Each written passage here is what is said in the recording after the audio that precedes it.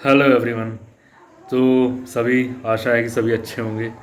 आज का आज मेरे दिमाग से में भी बहुत दिनों से मेरे दिमाग में भी बहुत दिन से मेरी बात चल रही थी कि हर स्कूल से जब बच्चा पढ़ के आता है और पेरेंट्स जो कि उनके स्कूल के उन घंटों में उनके साथ नहीं होते, वो बच्चे वहाँ पे किस तरीके से पढ़ाई किए हैं, वो हर एक क्लास का, हर एक टीचर का डर, हर एक क्लास के सब्जेक्ट्स का प्रेशर, और फिर यूनिट टेस्ट, एग्ज़ाम्स, कई चीज़ें, कई एक्टिविटीज़ होती चली जा रही हैं, होती जाती हैं।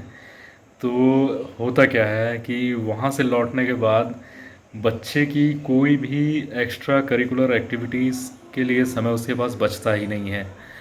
क्यों नहीं बचता? क्योंकि वहाँ से लौटने के बाद पेरेंट्स ने तो देखा नहीं है कि 8 घंटे 9 घंटे इस बाद आ रहा है मेरा बच्चा।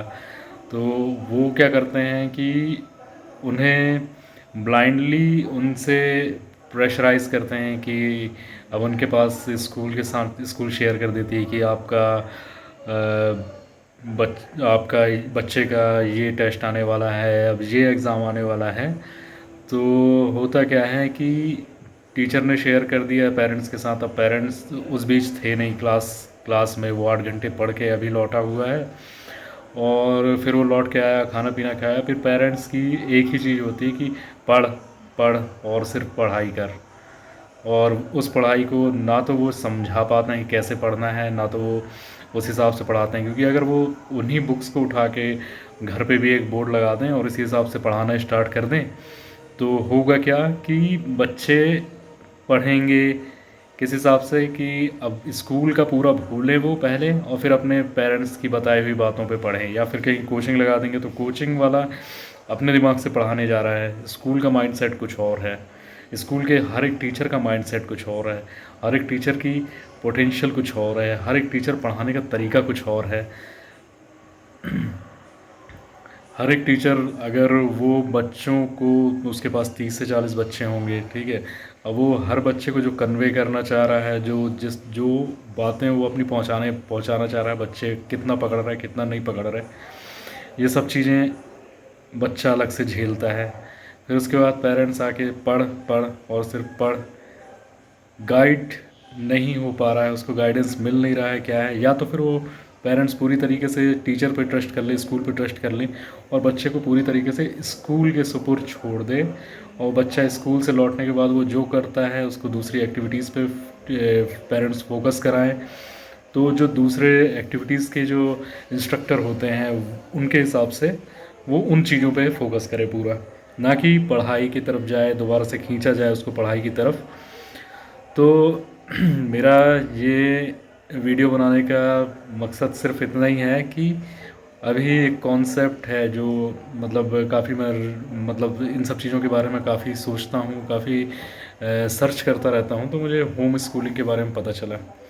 अब होम स्कूलिंग में क्या होता है? होम स्कूलिंग में बच्चा स्कूल नहीं जाता, स्कूल में एडमिशन भी नहीं होता, वो कोई स्कूल नहीं जाएगा, कहीं एडमिशन नहीं लेगा। वो सिर्फ़ और सिर्फ कोचिंग, ट्यूशन, और स्कूल, ऐसा नहीं है कि अगर आप स्कूल नहीं जा रहे तो आपको बुक्स नहीं मिलेंगी।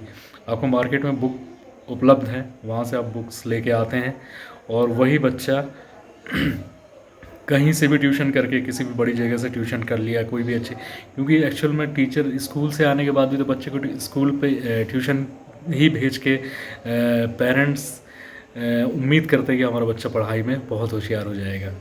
क्योंकि वो एक तरीके से स्कूल को सिर्फ एक मैनेजमेंट सिस्टम समझ रहे हैं पेरेंट्स की। बस हमारा बच्चा जाता है, और जाने के बाद हमारा बच्चा वहाँ से लौट आया, उसने कुछ पढ़ाई नहीं की, टीचर ने कुछ पढ़ाया नहीं, टीचर ने कुछ पढ़ाई नहीं की, टीचर सिर्फ होमवर्क दे दिया, टीचर ने सिर्फ बता दिया अब ये है अब वो है। तो पेरेंट्स ने ये बात मान के, गांठ बांध के बैठ गए हैं कि वो हमारा बच्चा ट्यूशन में ही पढ़ेगा। जब ट्यूशन में ही पढ़ेगा तो फिर आप होम स्कूलिंग कराओ, आप स्कूल मत भेजो, आप बच्चे को सिर्फ ट्यूशन ही करवा दो। बुक्स तो आपको वैसे भी मिल जानी है बाज़ार से, तो आप स्कूल से फिर आपको लेना देना क्या है? NIOS के थ्रू बच्चा ओपन एग्ज़ाम दे देगा, जब 14 साल का होगा उसको किसी स्कूल की सर्टिफिकेट लगाने की ज़रूरत नहीं है। वो जब 14-15 साल का होगा 10th का एग्ज़ाम दे सकता है, और 16-17 साल की एज में 12th का एग्ज़ाम दे सकता है। और NIOS के जो सर्टिफिकेट्स मिलते हैं 11-12 के, उसकी नेशनल लेवल पर, इंटरनेशनल लेवल पर भी वो वैलिड होते हैं।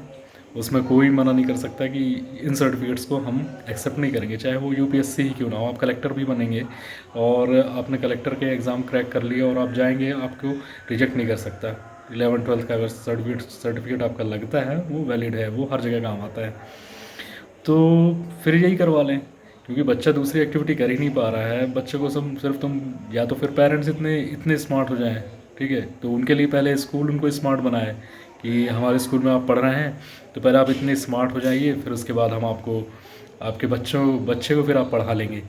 तो हर जगह सबका माइंड अलग है, ठीक है। मैं जिस हिसाब से, अगर मैं अपने भतीजे के लिए पढ़ाई की सोचता हूँ तो मैं कुछ और समझता हूँ, कुछ और तरीका सोचता हूँ, कुछ और मैं ब्रॉड, कुछ नए टेक्निक्स, कुछ नई स्किल्स के बारे में सोचता हूँ कि स्किल सीखे, ठीक है।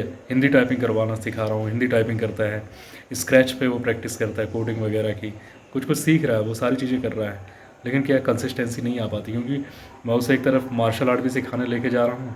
तो मार्शल आर्ट में क्या कर रहा है, वो मार्शल आर्ट में जितना समझता है, जितना सीखता है, तो वो भी उसके 1-2 घंटे वहाँ चले जाते हैं आने जाने में, और सीखने में उसके 1.5-2 घंटे ख़राब हो जाते हैं। फिर उसके बाद वही उसके ऊपर पढ़ाई का प्रेशर, तो वो कोई एक्टिविटी अच्छे से नहीं कर सकता, क्योंकि उसका दिमाग यही जाता है कि यार वहाँ चला जाऊँगा तो फिर वहाँ से लौटने के बाद मैं कितना, यानी कि पढ़ाई के लिए समय नहीं दे पाऊँगा। या फिर उसके दिमाग में ये रहता है कि अच्छा वहाँ चले जाता हूँ तो कम से कम पढ़ाई से मुझे थोड़े 1-2 घंटे का, 1-2 घंटे की छुट्टी मिल जाती है।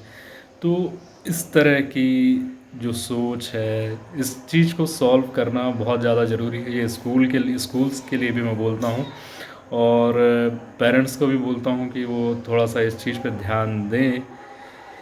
अगर दे रहे हैं तो बहुत अच्छी बात है, क्योंकि एक जिस हिसाब से पढ़ाई का प्रेशर बच्चों के ऊपर है, तो जो मैं समझता हूँ कि 1 घंटे भी उनके लिए बहुत है स्कूल से लौटने के बाद। वो अगर एक्टिवली अपनी स्टडी करें, एक दिखावा या नाटक या एक्टिंग करने की जगह एक्टिव होकर उसको पढ़ने का एक तरीका पेरेंट्स सिखा दें, अपने स्टूडेंट को बताएं कि आपको कैसे जाकर पढ़ाई करनी है, ना कि टीचर्स सिर्फ होमवर्क भेज दें पेरेंट्स के पास, और पेरेंट्स वहाँ से बच्चे को, उसने ना समझा ना जाना, ना वो बच्चे के अंदर घुस के समझ पाता है, ना देख पाता है कि वो क्या फील कर रहा है, क्या सोच रहा है, उसका भी क्या दिमाग में चल रहा है। तो इस चीज़ को पेरेंट्स समझें और बेहतर डिसीज़न लें, अपने बच्चे को किस हिसाब से पढ़ाई के लिए मोटिवेट कर सकते हैं, कैसे पढ़ाई करवा सकते हैं।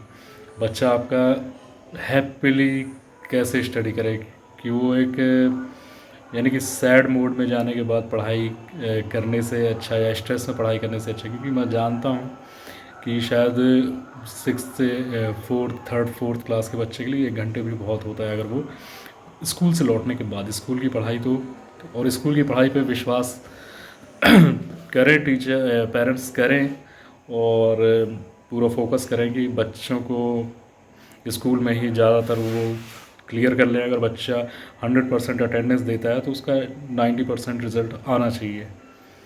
अगर वो फोकस नहीं कर रहा है क्लास के टाइम पे उसका पूरा फोकस क्लास में रहे, कहीं बाहर ना जाए। बच्चा क्लास में टीचर से डरे और छुपे ना, एक बेहतर बॉन्ड होना चाहिए टीचर्स के साथ। रिज़ल्ट की रिस्पॉन्सिबिलिटी टीचर्स लें, और ये एक बेहतर तरीका हो सकता है बच्चों को बेहतर पढ़ाई देने का, क्योंकि आगे अगर इसी तरीके से चला तो आगे वाली जनरेशन शायद ही बच्चों को स्कूल भेजे।